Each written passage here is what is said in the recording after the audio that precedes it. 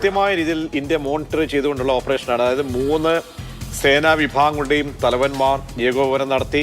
അതിന് കേന്ദ്ര സർക്കാരിൻ്റെയും നമ്മുടെ കേന്ദ്ര ആഭ്യന്തര വകുപ്പുമായിട്ട് ബന്ധപ്പെട്ടും പ്രതിരോധ വകുപ്പുമായിട്ട് ബന്ധപ്പെട്ടും പ്രധാനമന്ത്രിയുടെ ഓഫീസുമായി ബന്ധപ്പെട്ടൊക്കെ കൃത്യമായി നടത്തിയ ഓപ്പറേഷൻ്റെ ഭാഗമായിട്ടുള്ള ഒരു തിരിച്ചടി ഉണ്ടായിരിക്കുന്നു എന്നാണ് ഏറ്റവും പുതിയ അപ്ഡേറ്റ്സ് വരുന്നത്. അങ്ങനെ ഉണ്ടെങ്കിൽ നമ്മളെ സംബന്ധിച്ചോളം നമ്മൾ ലോകരാഷ്ട്രങ്ങൾക്ക് മുന്നിൽ നമുക്ക് കൃത്യമായിട്ട് പറയാൻ കഴിയുന്ന ഒരു സാഹചര്യങ്ങളിലേക്ക് പോവുകയാണോ മറ്റേതെങ്കിലും തരത്തിൽ? കാരണം തുടക്കത്തിൽ നമ്മൾ ഈ 2-2.5 മണിക്ക് ശേഷം പുലർച്ചെ നൽകുന്ന റിപ്പോർട്ട് അനുസരിച്ചാണ് ചില മീഡിയാസ് അവിടെ സിവിലിയൻസിന് മേൽ, പാകിസ്ഥാനിലെ സിവിലിയൻസിന് മേൽ ആക്രമണം നടത്തി എന്നൊക്കെ രീതിയിൽ വിലാപങ്ങൾ നടത്തുന്നുണ്ട്. അതൊന്നുമല്ല കാര്യങ്ങൾ. നമ്മൾ നടത്തിയിരിക്കുന്നത് ഭീകര കേന്ദ്രങ്ങളാണ് എന്ന് സ്ഥാപിക്കാൻ കഴിയുന്ന തരത്തിലേക്ക് ഈ ഓപ്പറേഷൻ മാറുന്നുണ്ടല്ലേ?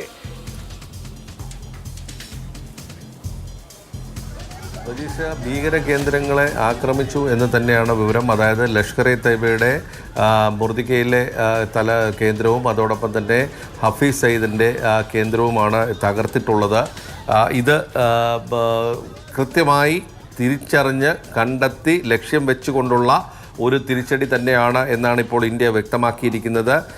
മസൂദ് അസറിനെ നമുക്കെല്ലാവർക്കും അറിയാം. ബഹാവൽപൂർ മസൂദ് അസറിനെ അന്ന് മോചിപ്പിച്ച ശേഷം, അതായത് ഇന്ത്യൻ എയർലൈൻസിൻ്റെ വിമാനം തട്ടിക്കൊണ്ടുപോയതിന് പിന്നാലെ ബന്ദികളാക്കപ്പെട്ടവരെ മോചിപ്പിക്കുന്നതിന് വേണ്ടിയിട്ടാണ് മസൂദ് അസറിനെ അന്ന് വിട്ടയച്ചത്.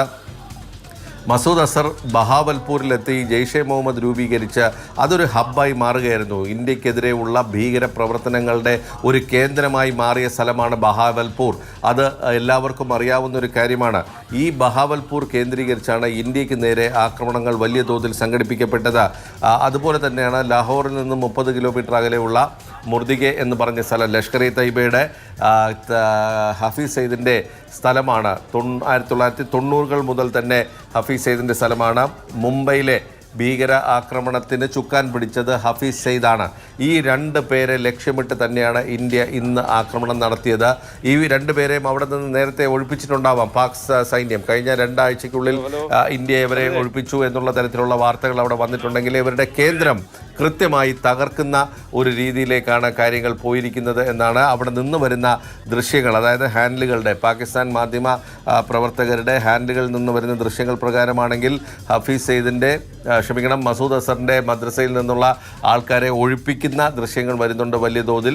അപ്പോൾ വലിയ തോതിലുള്ള ആക്രമണം തന്നെയാണ് ഇന്ത്യ ഇവിടെ നടത്തിയത്. നേരത്തെ പറഞ്ഞ പോലെ വ്യോമാക്രമണം ഉണ്ടായിരുന്നു, കരസേനയുടെ ആക്രമണമുണ്ട്, നാവികസേനയും ഈ ഓപ്പറേഷനിൽ പങ്കെടുത്തു എന്നാണ് ഇപ്പോൾ വരുന്ന വിവരം.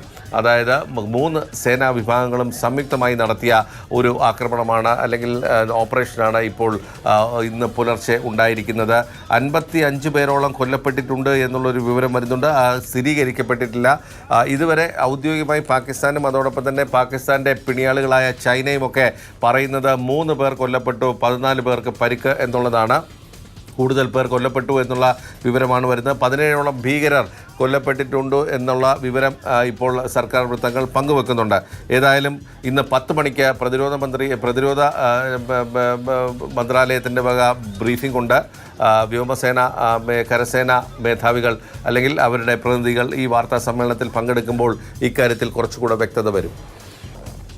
തീർച്ചയായും വളരെ പ്രധാനപ്പെട്ട നിമിഷങ്ങളിലാണ് നമുക്ക് ലഭ്യമായിക്കൊണ്ടിരിക്കുന്നത്. ഞങ്ങളുടെ ഡൽഹിയിലെ റിപ്പോർട്ടർമാർ നേരത്തെ പറഞ്ഞതുപോലെ തന്നെ ഇന്ത്യയെ സംബന്ധിച്ചോളം ഇന്ത്യ അടുത്ത ഒരു ബ്രീഫിങ്ങിലേക്ക് പോവുകയാണ്. വ്യോമസേനയും കരസേനയും എങ്ങനെയാണ് ഈ ഓപ്പറേഷൻ വ്യോമ നാവിക സേനകളൊക്കെ തന്നെ ഒരുമിച്ച് നടത്തിയതാണ്.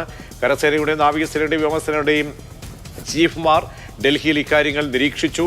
അത് കേന്ദ്ര സർക്കാരിൻ്റെയും PMO പ്രൈം മിനിസ്റ്റർ ഓഫീസിൻ്റെ ഭാഗത്തു നിന്നൊക്കെ തന്നെ മോണിറ്ററിങ്ങിൻ്റെ ഭാഗമായിട്ടാണ് ഈ സിന്ദൂർ ഓപ്പറേഷൻ നടത്തിയിരിക്കുന്നത്.